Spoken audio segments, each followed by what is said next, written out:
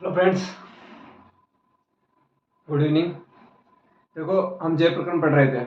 जय प्रकरण में हमने पोषण पढ़ लिया, शोषण पढ़ लिया। ठीक है, अब हमें वहन और उत्सर्जन दो बाकी। आज हम पढ़ेंगे वहन तंत्र।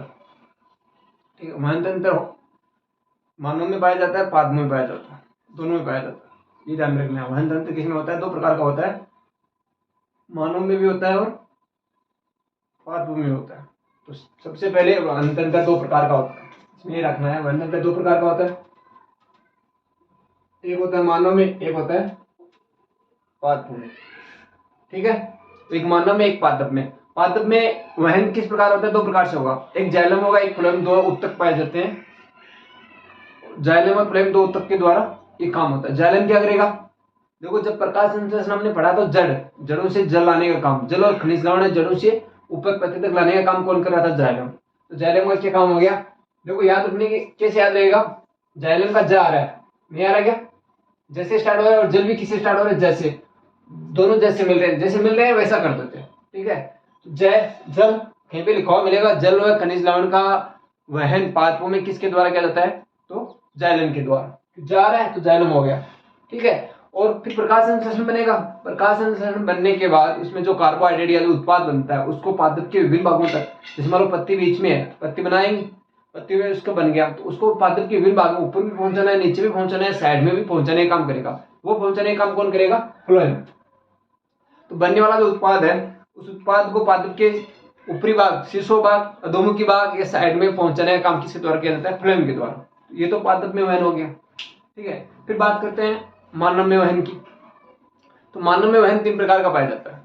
जैसे पोषण पढ़ा, पाचन तंत्र पढ़ा, पाचन तंत्र में बहुत सारे अंग काम आए थे। उसी प्रकार श्वसन पढ़ा, श्वसन में काम आए थे फेफड़े, कुपिकाएं, श्वास नली, कंठ, नासाद्वार, ग्रसनी वगैरह कितने काम आए थे। उसी प्रकार वहन तंत्र भी मानव में होता है, तीन प्रकार का होता है। बहुत सारे, एक तो हार्ट काम आएगा, पंप करने के काम, पहुंचाने के काम। दूसरा रक्त नलिकाएं या रक्त वाहिनिकाएं, वो काम आएंगी। और फिर तीसरा वहन का माध्यम। माध्यम क्या होना चाहिए, किस माध्यम से वो है जो नलिका उसमें माध्यम किया जाने का। जैसे आप पाइप लगा रहे हो, पानी का पाइप लगा दिया, अगर उसमें पानी नहीं जाएगा तो उसमें कोई चीज डालोगे आप तो आगे नहीं जाएगी ना। और पानी अगर लगातार उसमें बह रहा है, पानी जा रहा है लगातार, उसमें कोई भी चीज डालते हो, हल्की फुल्की कोई चीज डालते हो या कोई भी चीज, पानी अगर कंकर भी डालोगे तो उस पानी के बहाव के साथ वह चला जाएगा, तो पानी उसका क्या हो गया? माध्यम। उसी प्रकार इसका माध्यम की आवश्यकता होती है। ठीक है, तो देखो इसमें क्या होता है, ये तीन प्रकार का बताया गया। एक तो हृदय, पहला हो गया हृदय, लेने देने का। फिर रुधिर वाहिनिकाएं, दूसरा हो गया रुधिर वाहिनिकाएं, और तीसरा हो गया वहन का माध्यम। ठीक है, तो पादप वाला पढ़ चुके हैं हम। फिर मानव में पढ़ रहे हैं। मानव तीन प्रकार का होता है, हृदय, रुधिर वाहिनिकाएं या नलिका होती है। उसके बाद में जो वहन का माध्यम होता है वो पढ़ रहे हैं। वहन का माध्यम दो प्रकार से होता है, एक रक्त ब्लड होता है, एक लसिका होती है। लसिका भी ब्लड की तरह एक तरल पदार्थ होता है ना, हल्का होता है, तरल पदार्थ होता है। इसमें अल्प मात्रा में प्रोटीन पाए जाते हैं, कम मात्रा में, इसलिए इसको ज्यादा अहमियत नहीं देंगे हम। ठीक है, इस चीज को लिक्विड होता है। अगर कोई पूछे लस्सी का क्या, तो लिक्विड है, तरल पदार्थ, तरल अवस्था में पाया जाता है, अल्प मात्रा में प्रोटीन होते हैं और CO2 का वहन करता है। इतना ध्यान में रखना है। तो बच गया फिर रक्त।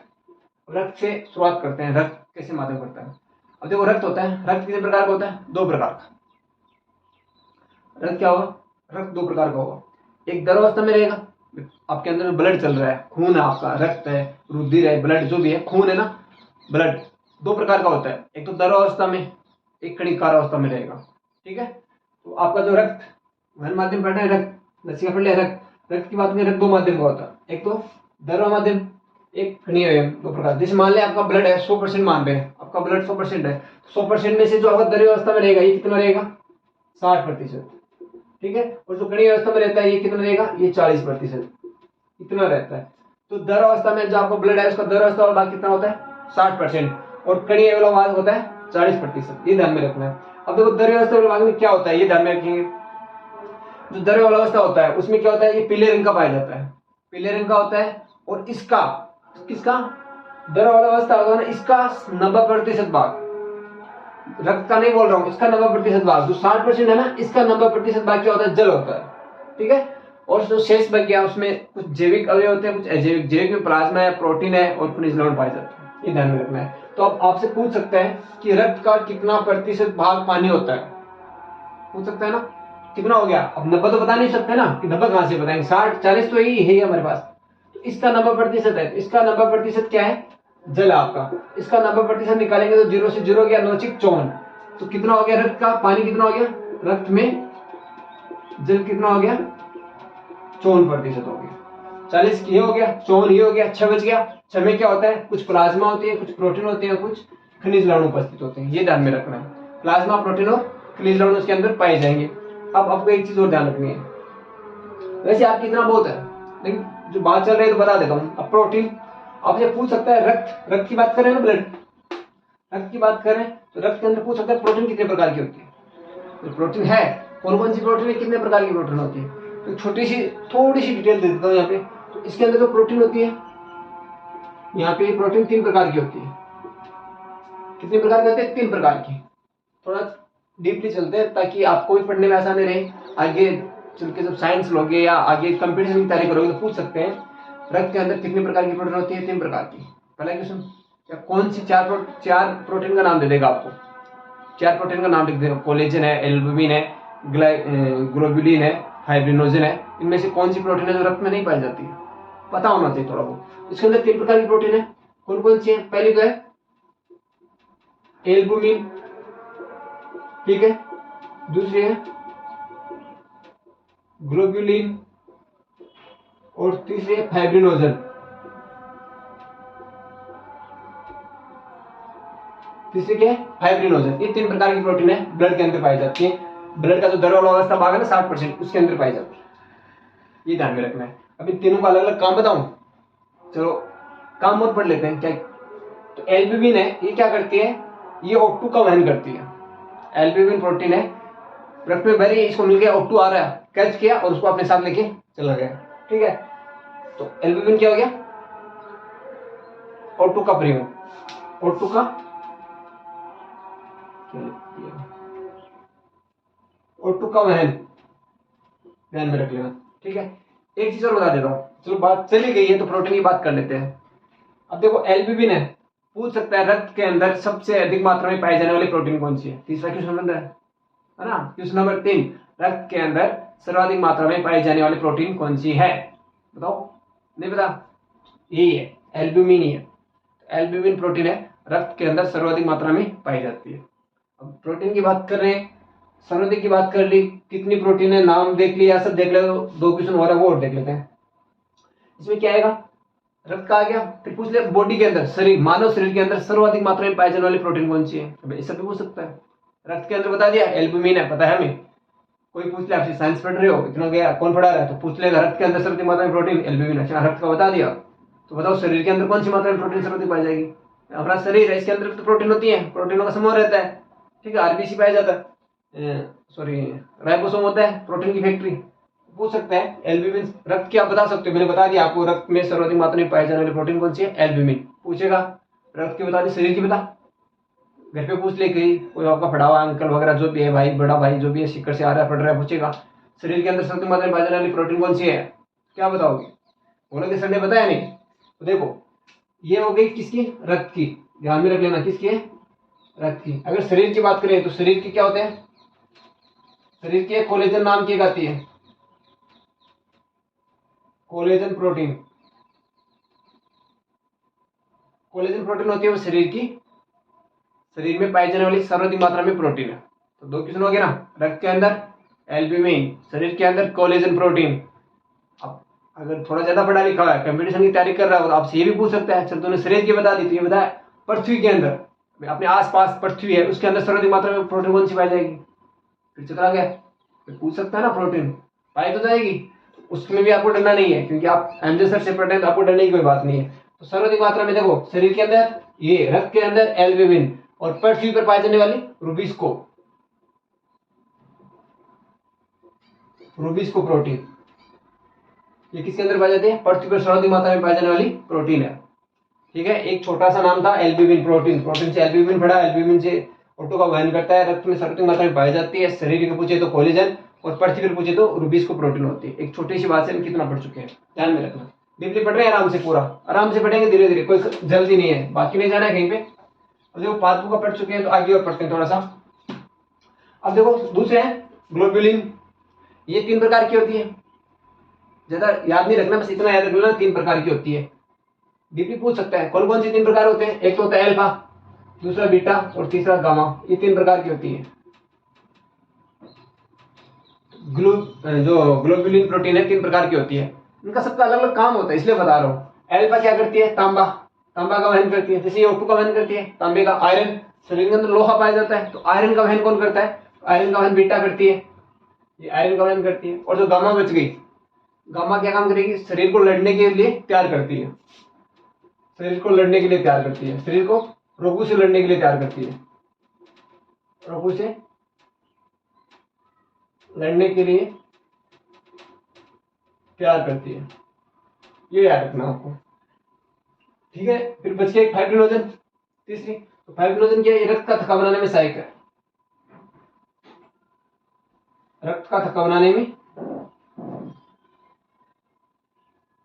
सहायक, ठीक है। 3 प्रोटीन है, तीनों के नाम बता दिया। एक छोटा सा क्वेश्चन और बनता है, देखो पढ़ाते हैं तो क्वेश्चन बनता है तो दिमाग में आता है, बता देता हूँ। पूछ सकता है कि तीनों प्रोटीन है या प्रोटीन है, रक्त में पाए जाने वाले प्रोटीन, उसका निर्माण कहाँ होता है, बनेगी? ये तो है नहीं कि ऊपर से लाया रक्त को, लाके रक्त के अंदर डाल दिया तो लेके चला जाओ, तो होता नहीं है। निर्माण कहाँ होता है, उसका निर्माण कहाँ होता है, यकृत में। ध्यान में नाम रख लेना, किसमें होता है, यकृत, यकृत में। प्रोटीन का निर्माण क्या होता है, यकृत में। रक्त में पाए जाने वाले प्रोटीन की बात कर रहा हूँ, ठीक है। एक ही स्नोर बन रहा है, अब तो बोलोगे सर घुसे ही जा रहे हो अंदर, घुसे ही जा रहे हो, छोटी सी बात ही इतना सा पढ़ना था, कितना अंदर घुसे जा रहे हो। तो आपको ज्यादा नहीं जोर नहीं करना, ट्यूशन बना तो बता देता हूँ। ये ना कौन सी, गामा ग्लोबुलिन प्रोटीन, इसका निर्माण यकृत में नहीं होता, इसका निर्माण WBC कोशिका करती है, ठीक है। इतना बहुत है, और आगे जाएंगे तो फिर ज्यादा चक्कर चले जाओगे, इतना बहुत है, इतना ध्यान रखना है। चलो फिर से रिपीट करते हैं। दर व्यवस्था कितना होता है, 60% होता है, ध्यान रखना है। दर व्यवस्था में पाया जाता है रक्त, 2 प्रकार का होता है, दर व्यवस्था और कणीय व्यवस्था। दर व्यवस्था में 60%, कणीय व्यवस्था में 40%। और 60% क्या पीले हल्के पीले रंग का पाया जाता है, इसका 90% भाग जल, 60 का 90% भाग क्या होता है, जल होता है। शेष में कुछ प्लाज्मा या प्रोटीन है और खनिज लवण पाए जाते हैं। प्रोटीन 3 प्रकार की होती है, एल्बुमिन, ग्लोबुलिन और फाइब्रिनोजन, इतना ध्यान में, ठीक है। फिर बच गया इसका कणीय वाला भाग, 40% वाला, तो 40% भाग बच गया। इसमें क्या क्या होता है, 3 प्रकार की कणीय अवस्था में 3 प्रकार की कोशिकाएं पाई जाती हैं। पहला क्या है, आरबीसी, नाम सुना होगा ना, आरबीसी। आरबीसी, डब्ल्यूबीसी और प्लेटलेट्स, तीनों प्रकार की इस रक्त के अंदर होते हैं। पहला आरबीसी, डब्ल्यूबीसी और प्लेटलेट्स तीनों होती हैं। अब जब इसमें भी अगर पढ़ना चाहें तो 3 दिन लग सकते हैं, 3 क्लास ले लेंगे आराम से। पहले आरबीसी को पढ़ेंगे एक क्लास में डब्ल्यूबीसी, एक क्लास में प्लेटलेट्स, लंबा जाएगा। आपके सिलेबस में इतना नहीं है, जितना है उतना बता रहा हूँ, जो भी क्वेश्चन बनेंगे वो बताता हूँ साथ में।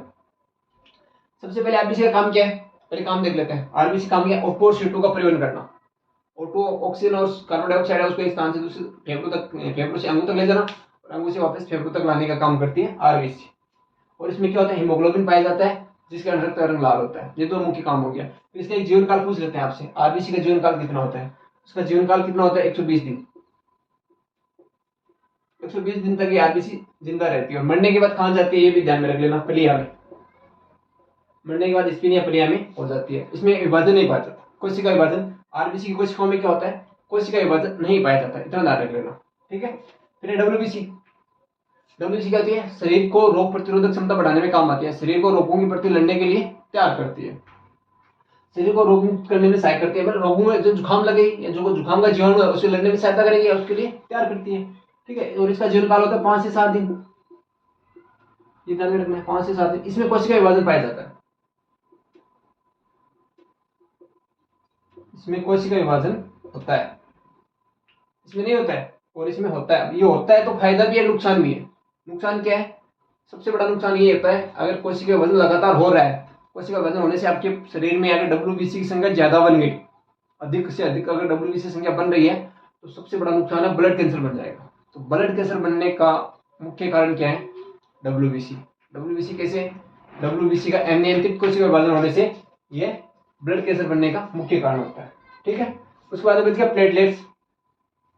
प्लेटलेट्स में क्या होता है, रक्त का थक्का बनाने में सहायता करती है, फाइब्रिनोजन प्रोटीन के साथ मिलकर रक्त का बनाने में सहायता करती है। और इसकी मात्रा अगर कम हो जाती है, अगर प्लेटलेट्स की मात्रा कम हो गई तो डेंगू रोग का शिकार हो सकता है प्लेटलेट से। तो डेंगू का प्लेटलेट्स हो गया। अगर ब्लड कैंसर की बात करेंगे तो बता देना घर पे, अगर बात चले ना तो बोल देना। डब्ल्यूबीसी होती है जो हम शरीर में रोग प्रतिरोधक क्षमता हमारे अंदर उत्पन्न करती है ना, वो होती है, अगर उसका अनियंत्रित हो गया, संख्या बढ़ गई, तो क्या करेगी, कोई इसके वजन ज्यादा हो जाएगा, इनकी संख्या ज्यादा बढ़ गई तो शरीर के अंदर, ब्लड के अंदर ही ज्यादा हो जाएंगे, तो ब्लड कैंसर का काम करेंगे। अब देखो वहन का माध्यम पढ़ चुके हैं, अब पढ़ेंगे रुधिर नलिका, वाहिनी और फिर हृदय। ठीक है, आगे देखते हैं।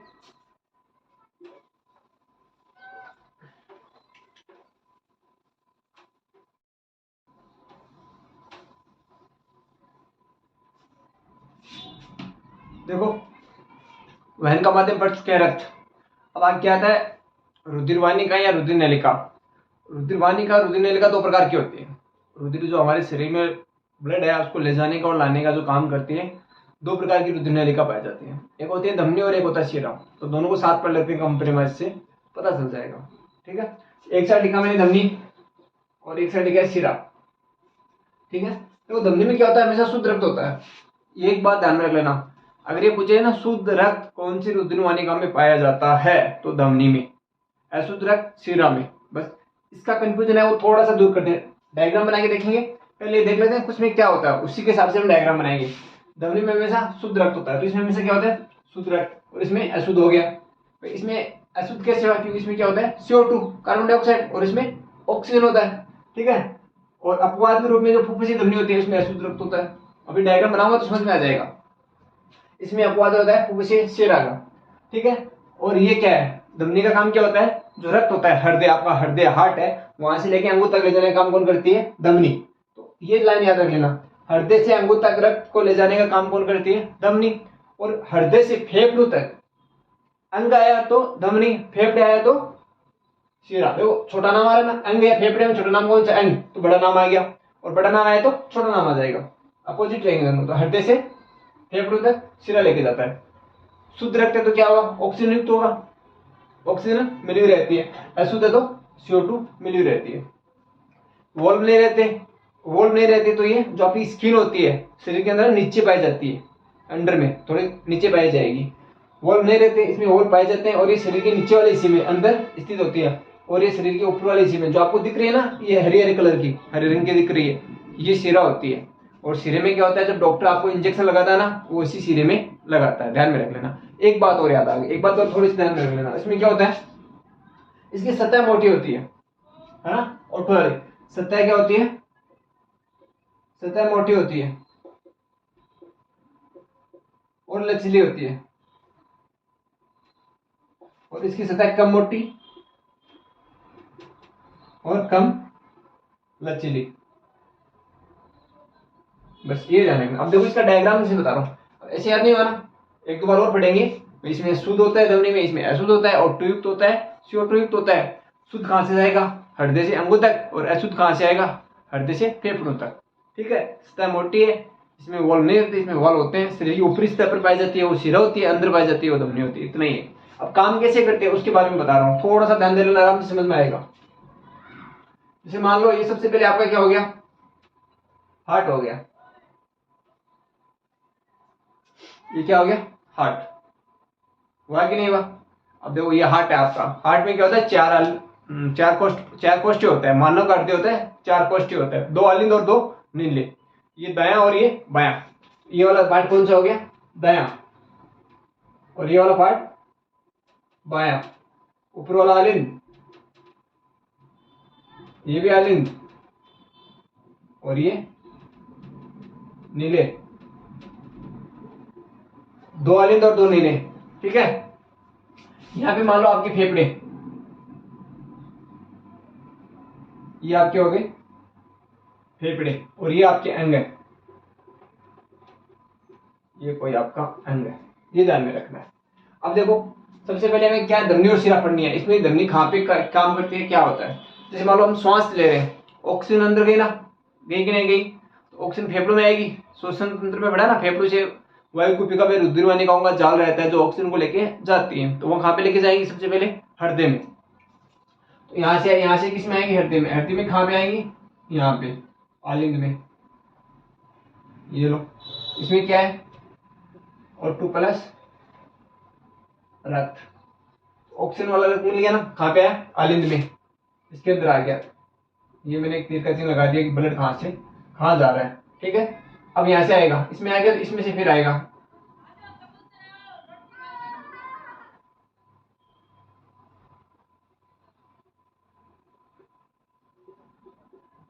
ये O2 प्लस, इतना ध्यान में रखना आपको। फेफड़े में श्वास गए, आया। अब देखो एक चीज पढ़ी थी हमने, ऐसे तो होता है अपवाद कुपोषी शिरा, अपवाद पढ़ा ना, वो अपवाद यहाँ पे काम आएगा। ये है अपवाद, ये O2 प्लस रक्त किसमें होता है? ये कुपोषी शिरा में होता है। ये कुपोषी, ये शिरा है जिसमें O2 प्लस युक्त रहता है। O2 को हमने पढ़ा है, हृदय से अंगों तक ले जाने वाली कौन सी होती है? धमनी। ये आपका हृदय हो गया, नीले से अंगों तक ले जा रहे हो, ये क्या हो गया? आपकी धमनी, या इसको महाधमनी बोल सकते हो आप, महाधमनी बोल सकते हो। रेड का मतलब रेड रेड होती है ना, ये वाली हमेशा रेड रहेंगी और शरीर के अंदर रहेंगी। लाल रक्त, खून का रंग कैसा होगा? लाल रहेगा। और उसके बाद में अंगों से CO2 बन जाएगी, ऊर्जा मिलेगी। 36 एटीपी का निर्माण होता है माइटोकॉन्ड्रिया में, वहां पे CO2 मुक्त होती है, CO2 वापस निकलेगी और वापस कहाँ पे आएगी? हृदय में। अंगों से क्या आएगी? हृदय में। ये आपकी स्वागत। इसमें क्या है? CO2 प्लस रक्त, फिर आगे इसमें आएगी, इसमें से इसमें आएगी और इसमें से इसमें आती है, वापिस जाएगी।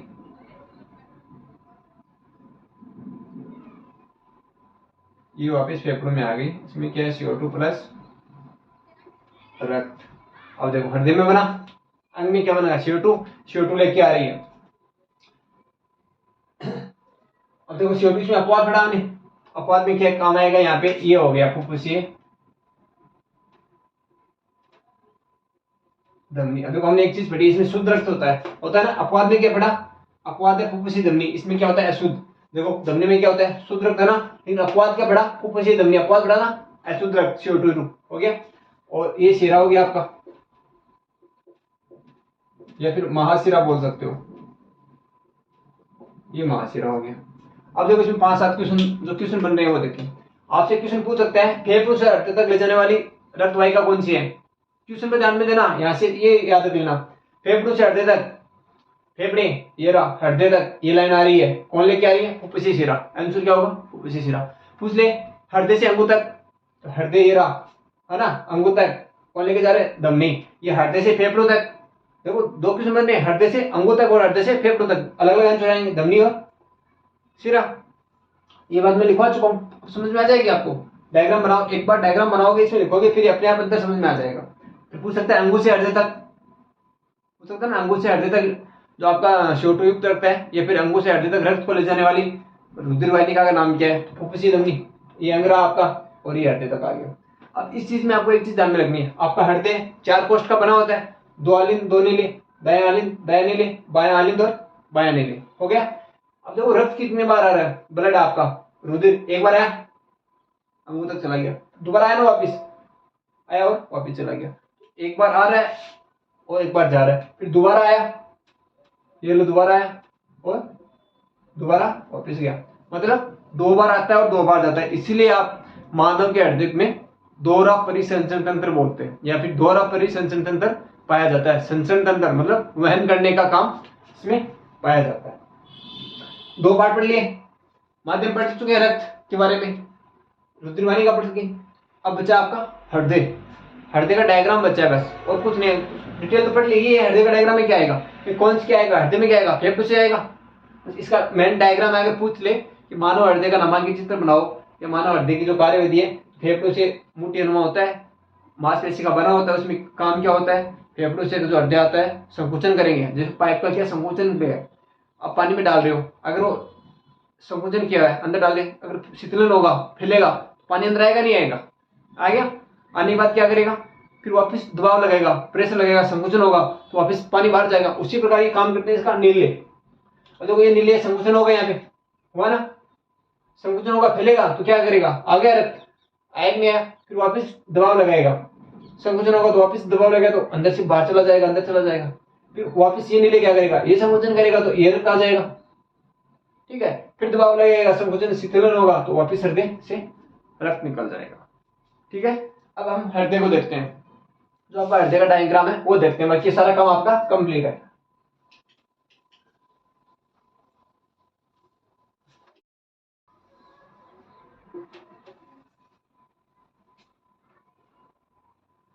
देखो अब हृदय पढ़ रहे हैं, बना लेते हैं थोड़ा सा। देखो हृदय के बारे में देखते हैं। हृदय में क्या होता है, ये मानव हृदय पढ़ चुके हैं ना पहले। अब देखो इसका नामकरण करना है। सबसे पहले जो होता है उसके बारे में देखते हैं। देखो ये ध्यान में रखना, ये दायां है और ये बायां भाग है, ठीक है। ये दायां, तो इसको पहले मैं लिख देता हूं, ये वाला दायां पार्ट हो गया, ये आपका अलिंद हो गया, ठीक है। ये वाला बायां पार्ट है, ये आपका बायां अलिंद हो गया। ये वाले नीले हो गए, ये दायां नीले, और ये बायां नीले हो गया, ठीक है। अब देखो देखने में क्या दिख रहा है, नीले बड़े लग रहे हैं ना अलिंद से, बड़े होते हैं, दिख नहीं रहे, होते ही हैं, इसीलिए बड़ा होता है। और इसकी देखो सतह भित्ति मोटी होती है ना, इसकी नहीं होती है, इसकी छोटी होती है, पतली होती है, इसकी भित्ता भी मोटी होती है। तो क्योंकि ले जाने और लाने का काम कौन करे। अब देखो इसमें ब्लड कहां से आ रहा है, यहाँ से, ये जहां से ब्लड आ रहा है, अभी पढ़ा ना हमने, अंदर देखा था यहाँ पे अभी 2 मिनट पहले, फेफड़ों से आ रही थी ना, उसका नाम क्या था, फुफ्फुसी शिरा, है ना, फुफ्फुसी फुफ्फुसी शिरा, ये नाम था उसका, ठीक है। क्या आ रहा है, O2 प्लस रक्त, आ रहा है नहीं आ रहा, आ गया, यहाँ पे आया अलिंद में, पहले पढ़ा ना अलिंद, अलिंद में शीतलन करेगा, शीतलन करेगा तो ब्लड सारा आएगा, आ गया, फिर क्या करेगा, संकुचन, सिकुड़ेगा, सिकुड़ने पर दबाव लगेगा, दबाव लगेगा तो यहाँ से रक्त जा रहा है। देखो ये आपका रक्त गया, कहां से आ रहा है, इसके साइड से बाहर निकल रहा है। तो रक्त बाहर निकल रहा था फेफड़ों से अंगू तक, ये फेफड़े से अंगू तक जा रहा है, किसमें जा रहा था, धमनी में। तो ये क्या हो गई, ये धमनी हो गई, अंगू तक चला गया, काम हो गया। अब अंगू तक वापिस आएगा, वापिस कहाँ पे आता दिख रहा है आपको, देखो ये आ रहा है एक तो, और एक ये आ रहा है, ये आ रहा है ना, ये क्या होगी, वापिस आ रहा है ऊपर से, क्या थी, फुफ्फुसी धमनी, ठीक नहीं थी, फुफ्फुसी धमनी, ये भी क्या है, फुफ्फुसी धमनी। इसमें क्या आ रहा है, CO2 प्लस रक्त आ रहा है ना अलिंद में, कुछ देखा ना, दयालिंद में आया, दयालिंद से इसमें जाएगा नीले में, ये आ गया नीले में, फिर ये दबाव लगाएगा, सिकुड़ेगा, सिकुड़ेगा तो वापिस इसमें इस साइड से जाएगा, जाएगा तो वापिस बाहर जा रहा है, तो इसमें किस में जा रहा है, बाहर निकल रहा है, तो किस में निकल रहा है, शिरा में। ये भी शिरे और ये भी शिरा हो गया, आपके दोनों सीधे से बाहर निकल रहा है। ये आपका हार्ट का डायग्राम है, इसको बनाना है, ये ध्यान में रखना है। बताना कैसे, मुट्ठीनुमा संरचना होती है, मांसपेशियों का बना होता है, फेफड़ों से सबसे पहले बायां, जब ये शीतलन करता है तो फेफड़ों से दायां जो बायां है उसमें फुफ्फुसी शिरा के द्वारा ऑक्सीजन जनित रक्त आएगा। फिर जब इसका सिकुड़न होगा तो जो आपका बायां नीले है, नीले से में सिकुड़न होने की वजह से सारा रक्त है, ओटयुक्त रक्त है, वो धमनी के माध्यम से अंगों तक जाएगा। अंगों में जाने के बाद उसकी कार्बोहाइड्रेट वगैरह ऊर्जा बनेगी, जिसमें 36 एटीपी का निर्माण होता है। वहां पे जो CO2 बनती है वो वापिस जो उसकी फुफ्फुसी धमनी है वापस लेके आएंगी दायालिंद में, वापस लेके आ रहे हैं ना दायालिंद में, वापस लेके आगे दायालिंद में लेके आएंगे, दायालिंद से वापस शिरा के माध्यम से फेफड़ों तक पहुंचा दिया जाता है। बस ये आपका हृदय, इतना ध्यान में रखना आपको। कंप्लीट हो गया आपका जो वहन तंत्र है, पूरा कंप्लीट है, बाद में पढ़ चुके हैं, मानव में पढ़ चुके हैं, इसका ध्यान में रखना है। ओके, ऑल द बेस्ट, आराम से पढ़ना, और पूरा का पूरा लिखा हुआ मिलेगा आपको, कंप्यूटर कृत लिखा हुआ पूरा। तो ऐसे नोट्स बनाने तो बोर्ड पे सारा मिल रहा है, पूरा कंप्यूटर कृत लिखा हुआ मिलेगा। MJ एजुकेशन सेंटर आपको टेलीग्राम पे जाके लिखना है, MJ एजुकेशन सेंटर, वहां पे मिल जाएगा MJ नाम से, तो उसमें जाना है, उसमें पूरी PDF मिलेगी, इसका लिंक भी मिल जाएगा यूट्यूब पर जाने का, वहां से सीधा यूट्यूब पर भी आ सकते हो आप। तो कितना फायदा है, टेलीग्राम पर जा रहे हो, टेलीग्राम मिल गया चैनल, टेलीग्राम पर जाने के बाद सर्च किया, नीचे नीचे आपको PDF मिल गया, देख लिया, या इसका जो वीडियो का लिंक मिलेगा उस लिंक पे क्लिक करोगे सीधा यूट्यूब पे आओगे, पूरा वीडियो मिलेगा आपको। कितना फायदा है, ठीक है। PDF से मिल लेना, और ज्यादा से ज्यादा शेयर करो, सब्सक्राइब करो, बढ़ो आगे से आगे, पढ़ना है, ठीक है।